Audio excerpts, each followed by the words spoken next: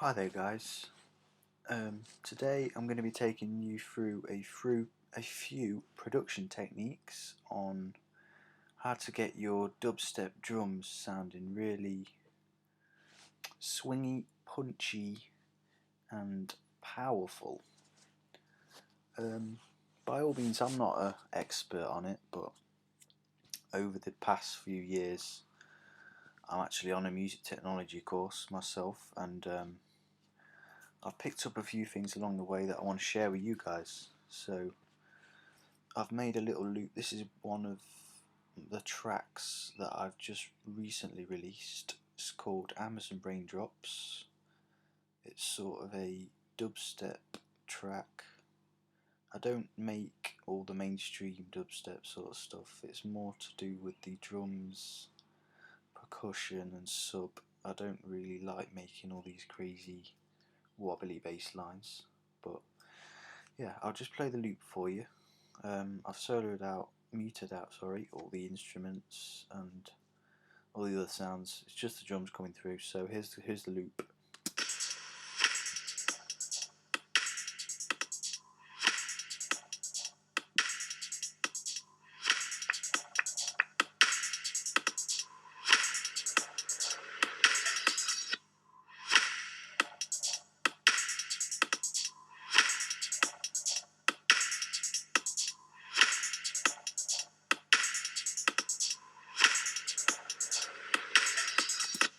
So yeah, there's the loop, guys. The first thing I'm going to talk to you about is the kick.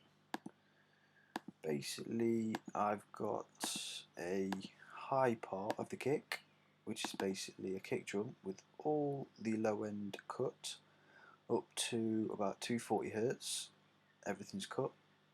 I've also made a slight cut around 5k, as I didn't want the frequency that was coming through at that the sound that was coming through at that frequency I didn't like, so I've just sort of chopped a bit of that out to make it sound a bit more nicer to the ears.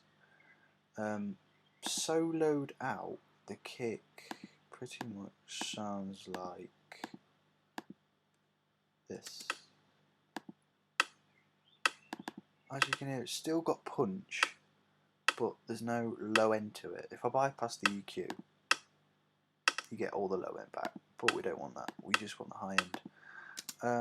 The next thing I did with that kick is added a compressor. As you can see, the ratio's 1:1. Attack's quite high. I did want quite a punchy, because if you got the attack right down here, the compression is going to take a long time to kick in, and you don't want that with the kick drum. You want the compression kicking in straight away, and you want a tight release as well. That's what the release does. The release is all the way up here. You're going to be compressing without the kick drum even playing.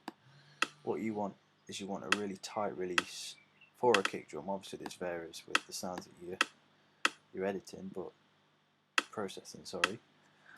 So yeah, quite a tight release. Threshold sort of minus 26 dB.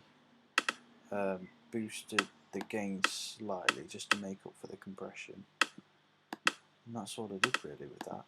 The last thing I did was added an envelope. And what this does, this will shape the sound that you're processing. So what is, as you can see here, this is the sound here, and what it's doing is it's boosting just the first part of the sound, just bringing it out slightly.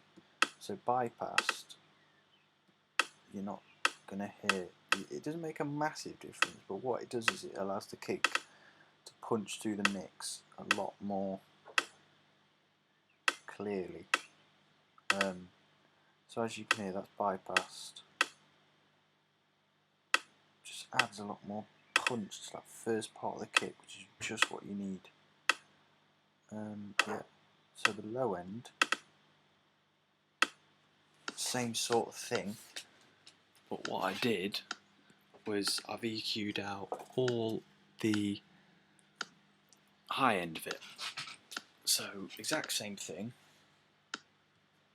as you can hear now, just boosted at about yeah, about 80 Hertz, which is ideal kick territory. Basically, your kick drum's going to be between 60 to 100 Hertz. Anything below that, you're in sub territory. You don't want your kick round there really. As you can see, the analyzer shows me that I'm boosting at about 80 Hertz, which is what you want. Yeah, and I've also added an envelope to it. Obviously that adds a bit more punch to your sound. So yeah, that's what I did for the kicks. I'm just going to go through the snare and the reverse in this video, and I'm going to post another one at a later date for the hi-hats and other percussive elements. So let's get to the clap and snare. As you can hear, the first snare isn't greatly powerful. It's got a nice sort of click to it at the first point of the sound, which is what I wanted.